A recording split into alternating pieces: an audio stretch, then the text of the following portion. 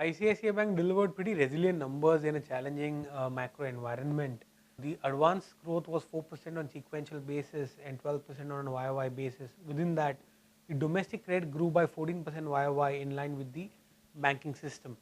Deposits were flat on sequential basis as the entire credit expansion was funded by borrowings, which grew by 7% on a Q&Q basis. CASA impressively improved. The average CASA ratio shown an uptake of 150 bips on sequential basis. Within that, savings growth was strong at about 14-15% on a YOY basis, and the savings ratio improved by 120 bips on a sequential basis. NIMS came off lesser than expected by 5 bips. The blended NIM stood at 3.3%. Within that, we think that the domestic NIMS could have actually come off slightly more. Yield on advances on a blended basis came off by 15 bips. We think that the cost of funds during the quarter was pretty stable, might have slightly declined, especially on the back of CASA improvement.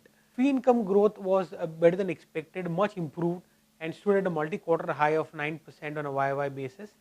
OPEX growth showed an uptick and stood at about 17% YOY. So overall, the cost income ratio improved, and one of the key drivers of improving the cost income ratio was a huge treasury income of about 400 odd crores. We were expecting treasury gains to be about 150-200 crores. So clearly there was a big beat on the treasury income front. So bank actually utilized the treasury gains to provide on certain adverse looking loans. So there was a 200 crore of counter cyclical kind of a provisioning done during the quarter. Also the general provisioning was increased, which actually led to a higher credit cost on an annualized basis of about 83 basis point. Slippages were higher on a sequential basis as compared to 8 billion in the previous quarter. They were at about 11 billion. We were expecting 10 to 11 billion in terms of quantum of slippages. Recoveries were about 300 odd crores. So the net addition overall to the gross NPA block was about 400 odd crores. Restructuring continued to be elevated in the quarter at about 8 billion. And the pipeline looks slightly worrying at this point in time at about 10 to 11 billion to be coming in the current quarter.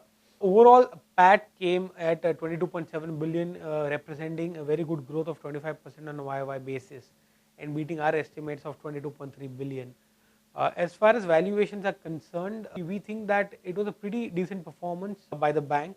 The valuations have adjusted lower significantly in the past 2 months. The standalone bank is currently trading at about 1.2 times FY15 price to book, which is extremely attractive. So we continue to retain our buy recommendation on the bank. We may have to slightly downgrade the target price though in that case, but it still means that there is a significant amount of upside from the current market price.